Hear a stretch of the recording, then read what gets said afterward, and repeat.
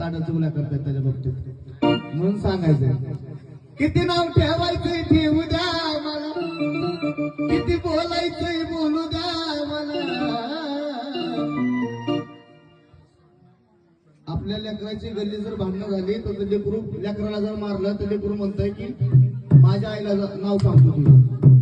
आणि असा तो भक्त काय म्हणतो कुणाला सांगतो किती नाव ठेवायचंय ठेवू द्या मला, किती बोलायचंय बोलू द्या मला, पण एवढ्या चाड्या चुगल्या करू नका मग.